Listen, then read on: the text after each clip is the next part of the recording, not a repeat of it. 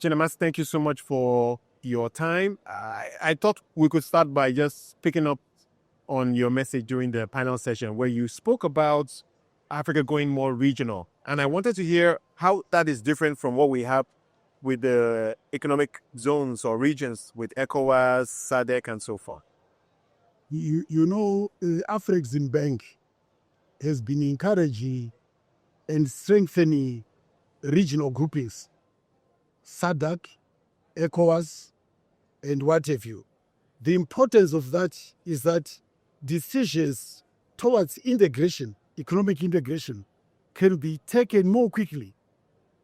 As I mentioned in my panel discussion, if we don't have strong regional groupings, it means any decision to integrate the 55 countries would have to be taken in 55 centers. Whereas if we have strong regional groupings, we can take those decisions quickly in our sub-regional groupings, SADC, and so forth, and have them enforced on member countries of the groups. That is very key. Otherwise, this integration will be forever. We'll never get there because decisions are not taken quickly. If we want to build a bridge to link our countries, we want to build a railway to link our countries, we want to build pipelines, fuel pipelines, we need centers where decisions can be taken quickly. So for a start, that is what Afreximbank has been assisting as far as I'm aware. And I hope that they will continue on that path. So what I hear you saying is that going regional will really effectively accelerate intra-Africa integration and trade. Yes. So let's start with the regions then. What's your assessment of how the regions are performing? Because if we have stronger regions, then I imagine we would have a stronger Africa. Yes, I am not very familiar with other regions, so you may excuse me. But for SADC, I think we've come a long way. And we have got a common factor that unites us in the sense that we were all in the liberation struggle. We fought against colonialism and we won. So there is that commonality amongst ourselves.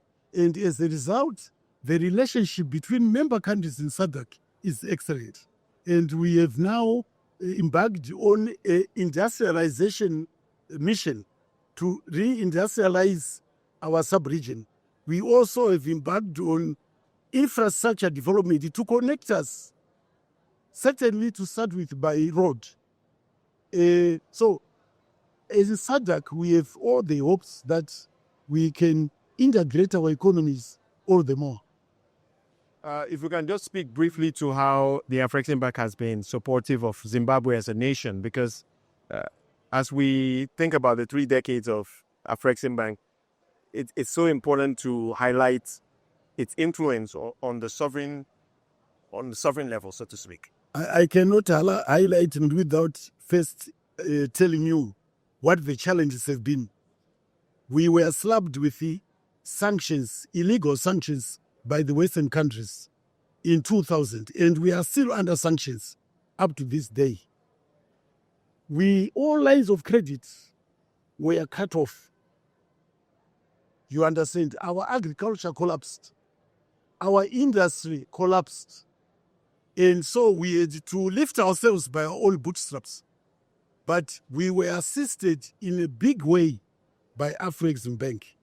They believed in us, and they supported us with lines of credit and trade finance. They supported us during the crisis of COVID, and whenever we had any economic crisis, Afreximbank came to our assistance. They are now supporting the SMEs. They've come up with a program where SMEs can come and develop business ideas into bankable projects. And they are also going to assist in lending to entrepreneurs. We are a gateway to the north and a gateway to the south. Our border, Beitbridge border, was well behind in terms of development. Afreximbank syndicated a loan to us, 300 million, and they were a lender as well. And we'll be able to put the most modern infrastructure at our point of entry and exit at Beitbridge. They've also supported us in building right now a trade center is coming up in Harare. It's near completion. It will consist of a hotel, an information center, trade center, financial institutions can have offices there, and many other things. It's already near completion as I speak to you. So Afreximbank, with that Afreximbank, I think sanctions would have brought us to our knees. And as I've mentioned, because of their support to all the sectors, energy sector, solarization for energy, agriculture, mining, value addition.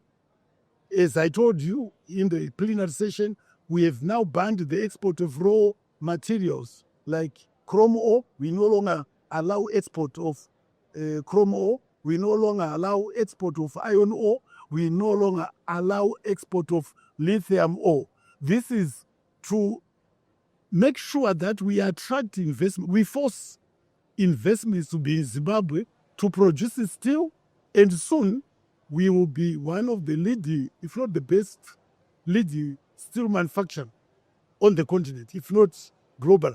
We now have a steel plant which is operational in Zimbabwe, which can export steel to any part of the continent.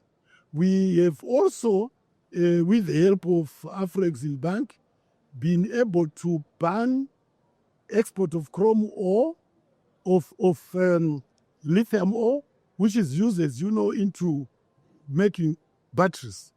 We want lithium batteries to be made in Zimbabwe, and plans are afoot to make that happen. So all told, we are very grateful to Afreximbank for the support that they've given us as Zimbabwe. They are also, as you know, going to help us with how we can tap into our diaspora population. A lot of talented population is out there.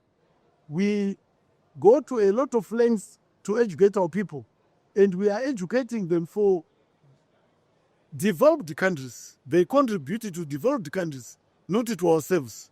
We should reverse that trend, and Afreximbank will play a part, as it has already started, to play a part so that we win over, we utilize the talent that has been built outside in the diaspora. So there are many things I can go on where Afreximbank has been helpful. As I speak to you now, it's the only external bank we look to. Although we are a member of the World Bank, African Development Bank, and IMF, we have not received a cent for the past 25 years. The soft loan, infrastructure loan that we can get from World Bank, we have not had it for the past 25 years. And yet, because of the resilience of our people and the philosophy of our president that only Zimbabweans can build their own country, we are now doing first-class roads to link South Africa and the North. We are also in the process of building a pipeline, petrol fuel pipeline from Beira, which can reach up to Zambia and DRC. So we are very confident that Afreximbank will continue to play its part in integrating our economies and empowering African countries. Thank you so much for sharing that history, rich history that indeed you have from the Afreximbank. Thank you. Thank you very much.